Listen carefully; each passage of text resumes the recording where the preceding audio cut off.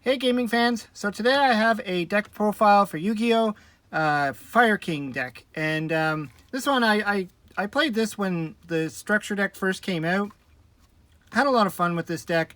I remember all different kinds of decks I made out of these guys, but this time I decided to put it back together because there was one card I was missing, and I kind of got out of Yu-Gi-Oh! When this card actually came out, so I'm kind of happy to give it a shot for the first time. Anyways, let's get to the deck. So the first cards I got in this deck are Fire King Avatar Garunix.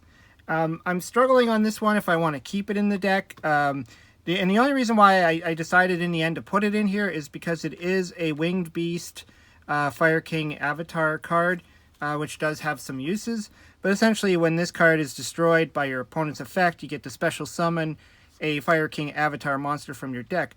The other reason why I kept it in here is because it's a 3, level 3, so I'll get to that later as well. So the next two, also level 3, is Fire King Avatar Kirin. If a face-up Fire King monster you control is destroyed by a card effect, except during the damage step, you can special summon this card from your hand, so a lot of them have that effect. And then if this card is destroyed and sent to the graveyard, you could send one fire monster from your deck to your graveyard. So it's really good to set up the graveyard to use certain cards. So that's why I so far have 2. I had 3 in the deck, but I bumped it down to 2. The next one is Fire King Avatar Yaksha. Essentially what this guy does is he has the same kind of effect where if a fire is destroyed, you can special summon this card from your hand. The cool thing about this guy is when he's destroyed by your opponent, basically, or just destroyed in general, I should say, you can destroy one card in your hand. Now, what's cool about these cards is their effects go off when they're destroyed, so they don't have to be destroyed from the field. They could be destroyed from your hand. So as long as you destroy them, even if you have a way to destroy them from your deck, you get to use their effects. So this guy, he comes in handy because you'll have a lot of Fire Kings in your hand that you can destroy with this card. Then I do 3 of the Barong, Fire King Avatar Barong. Originally, I had 3 Yaksha and 3 Barong, but I decided to take one out because this guy can search out any of them. So this guy, he pretty much, when he's destroyed, you add a Fire King card from your deck to your hand. So if you really need it, you could pull that out. I also play another card that searches out these guys. So right now, that's what I'm working on. I got 2 and 3. Now, I do know there's another Fire King card that came out that I actually just learned about, and it actually is pretty good. It's just like these guys, but it negates monster effects. So I got to look into that one. And to round up the Fire Kings, I have the 2 Fire King High Avatar Garunix. This guy is pretty much what the deck is based upon, being able to pull this guy out lots of times. So essentially, when he's destroyed during the very next standby phase, so if he's destroyed on my turn, during my opponent's standby phase, he's special summoned, and then he blows up all monsters on the field except himself. So his effect is really good. It clears away your opponent's monsters. It'll even destroy your own monsters, so you got to be careful about that. But then you might also get off your effects, so it could actually be come in handy. And that's it for the Fire Kings. So I also run a bunch of monsters that are non-Fire King just to support the deck. So the first 2 I have is Red Resonator. This is basically in here because he's a tuner. He also has an effect that when he's normal summoned, you can special summon a level 4 or lower monster from your hand. So you can go into a synchro play right away. And pretty much also, when this card is special summoned, you can target one face-up monster on the field, gain life points equal to its attack. So that can come in handy if you need to gain some life points.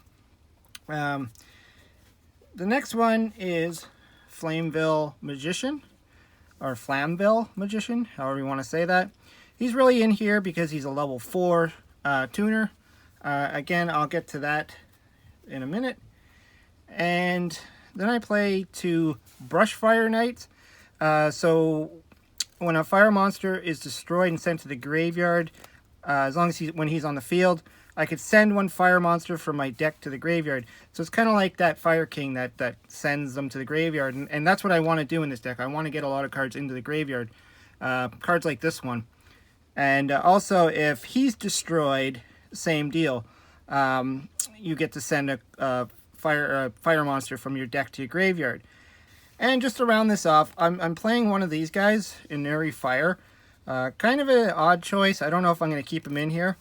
But you can only control one of these guys, so I only put one in the deck. And if you control a spellcaster type monster, which these two guys are spellcasters, you can special summon this card from your hand. And then during your next standby phase, after this card on the field was destroyed by a card effect, so you can destroy him with one of your card effects, he gets special summoned. So, I don't know. He's a level 4. He comes in handy.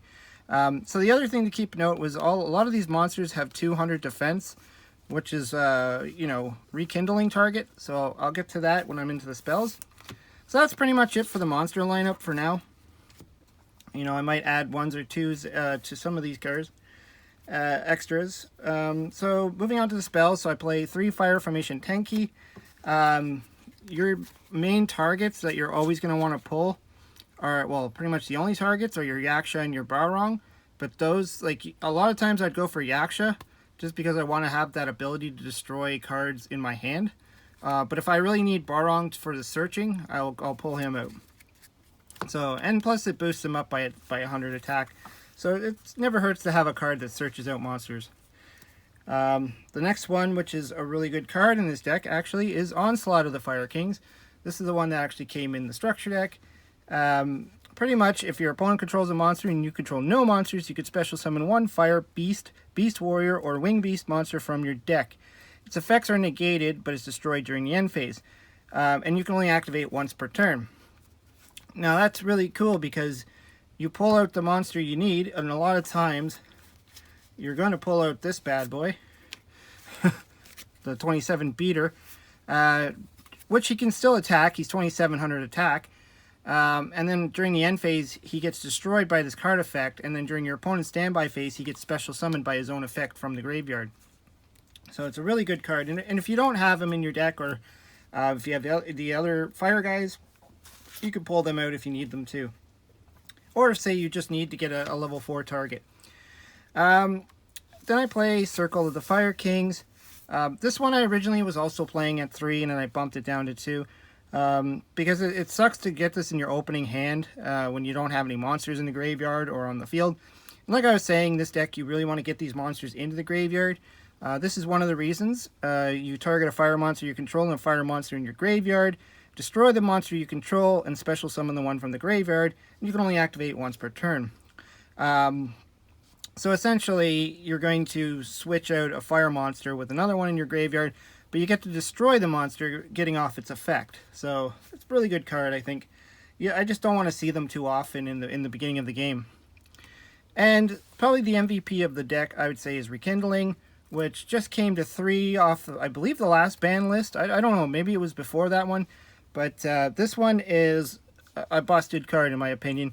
It pretty much summons as many fire monsters as possible with 200 defense. And that's why I'm playing things like the tuners.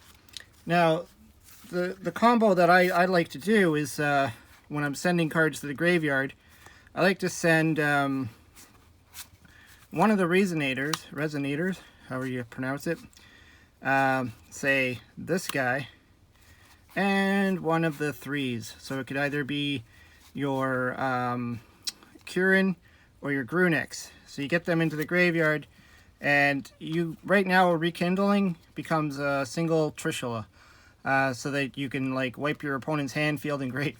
So really good combo. And if you don't want to go for the Trishula, even just flooding the field with all the 1800 attackers, like your Barongs and stuff. And if you have Tanky out, they get boosted up by 100 more. Or you can also go into Xyz plays or whatever you want, like any kind of extra deck you want to play in this deck. I'm still working on an extra deck, so I don't really have one to show right now. But pretty much, Trishula is for sure in there. One Monster Reborn, just because.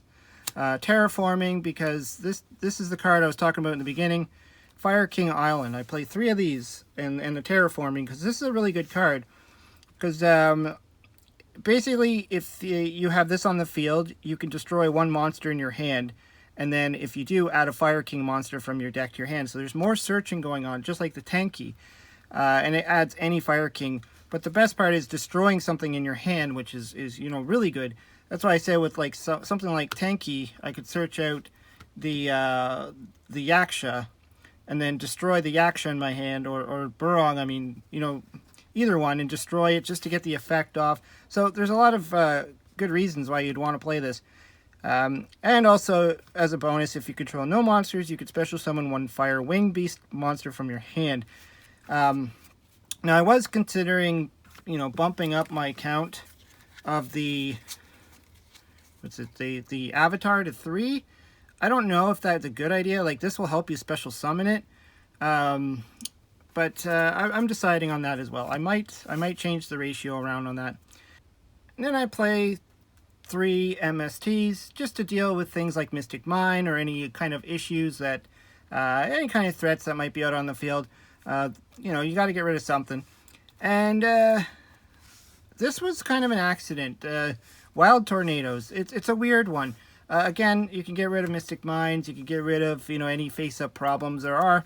But the cool thing is, with Fire King Island, is that if this card's destroyed or removed from the field, it destroys all monsters you control.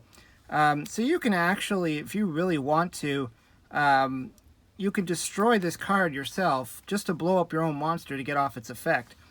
The other reason why I like this card in this deck is because you can set it, and your Yaksha, when it goes off, that would be this guy here, or yeah, the Yaksha. You could destroy 1 card in your hand or on the field that you control. So you can set Wild Tornado if you want and blow it up while it's face down. And when this card is destroyed, when it's set, you could destroy 1 face-up card on the field. So you could blow up a monster with it. So it kind of works. And, you know, even just setting it as a bluff and then having your opponent like destroy it with a monster effect, and then surprise, it blows them up. It happens. But yeah, that's pretty much my Fire King deck that I'm working on. I obviously there's going to be some changes to, you know, a few cards coming in and out, and I'm definitely gonna look into getting that new guy. Well, new to me anyways. The other Fire King guy that negates monster effects. He seems really interesting. I believe he's in Circuit Breaker. Anyways, hope you liked the video. Leave some comments down below what you think. If you have any suggestions or changes to the deck, I always like to hear it. And hope you subscribe. Talk to you later.